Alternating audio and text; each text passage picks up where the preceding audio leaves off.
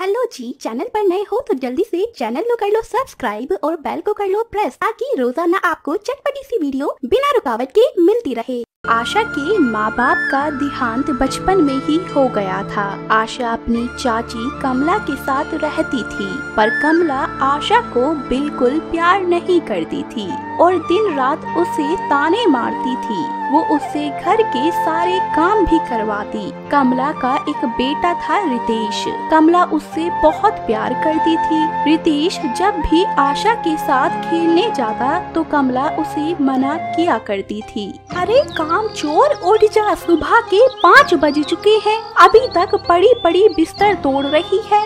उठ गई चाची जी। चल जाकर घर की साफ सफाई कर, फिर सबके लिए नाश्ता बना। लेकिन चाची आज मेरे स्कूल में परीक्षा है। अरे करम जली, तू पढ़ लिख कर क्या करेगी? आखिर करना तो चूल्हा चोखा ही है ना, जाकर काम कर।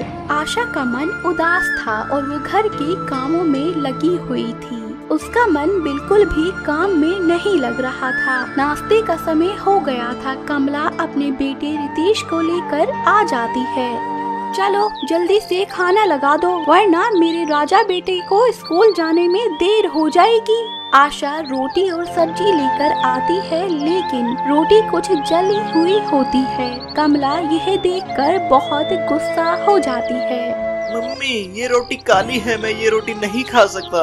ये क्या, मेरा राजा बेटा इतनी जली हुई रोटी नहीं खाएगा। एक काम भी ठीक से नहीं होता तुझसे, खाली दिन भर बैठकर रोटी तोड़ती रहती है।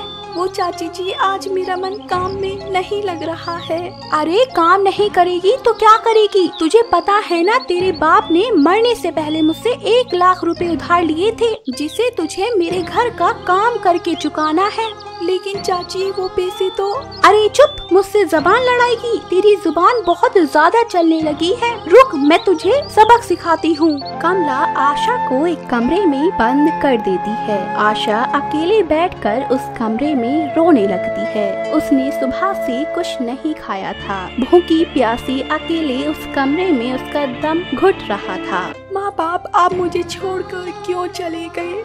चाची दिन रात मुझे ताने मारती रहती हैं और बहुत काम करवाती हैं, पेट भर खाना तक नहीं देती।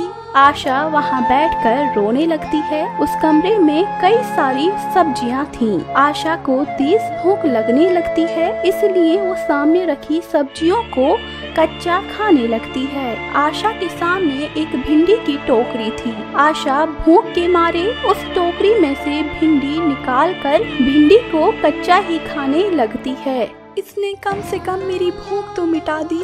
तभी वहाँ कमला चाची आ जाती हैं। आशा अपने हाथ के पीछे कुछ भिंडी छुपा लेती हैं। चल अब बाहर निकल, दोपहर का खाना बनाना है। ठीक है चाची, मैं अभी बना देती हूँ। आशा उस कमरे से निकल जाती है, लेकिन कुछ भिंडी उसके हाथ में रह जाती हैं। अगर चाची ने देख लिया कि मैं वहाँ से भिंडी लेकर आई हूँ तो वो बहुत गुस्सा करेंगी। आशा वो भिंडी बगीचे के एक गड्ढे में गाड़ देती है और फिर काम करने चली जाती है। रात में आशा बगीचे में बैठी होती है। काश मेरा अपना घर होता तो मुझे इस जालिम चाची के साथ रहना न पड़ता। तभी अचानक जमीन से एक विशाल जादुई भिंडी का घर निकलता है। ये देखकर आशा हैरान हो जाती है। अरे ये क्या, विशाल भिंडी का घर? वही भिंडी है जो मैंने उस कमरे से लाकर यहाँ छुपा दी थी।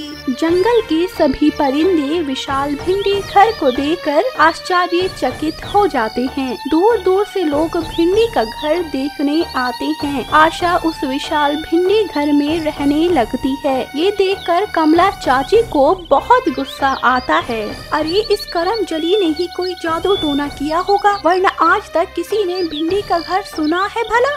अरे चाची ये घर तो ये जादुई भिंडी का घर मेरे घर के बगीचे पे है। अरे तो मेरा हुआ ना, ये जादुई विशाल भिंडी का घर मुझे मिला है। मैंने ही यहाँ पर भिंडी छुपाई थी, और अगर आपने इस घर में कदम रखने की भी कोशिश की तो ये अपने जादू से आपको भस्म कर देगी। क्या पता ये लड़की सच बोल रही हो। अच्छा होगा अगर मैं इस घर के अंदर ही न जाऊँ। आशा खुशी खुशी विशाल भिंडी घर में रहने लगती है। अपनी मर्जी से सब काम करती है और विशाल भिंडी घर को देखने के लिए टिकट भी लगाती है और उन पैसों से वो अपनी चाची का कर्ज भी उतार देती है। एक दिन कमला बाजार गई होती है। उसका बेटा रितेश घर में अकेला होता है। तभी घर में आग लग जाती है। हाय राम, कोई मेरे बेटे को बचाओ, घर में आग लग गई है, मेरा बेटा अकेला अंदर फंसा हुआ है, अरे कोई बचाओ। आप चिंता मत कीजिए चाची, मैं अभी जाकर रितेश को बचा कर लाती हूँ। आशा बिना कुछ सोचे समझे और रितेश को सही सलामत बाहर ले आती है। आशा दीदी के कारण आज मेरी जान बच पाई। अरे मेरा सब कुछ लुट गया, मैं बर्बाद हो गई, मेरे पास रहने के लिए जगह भी नहीं है।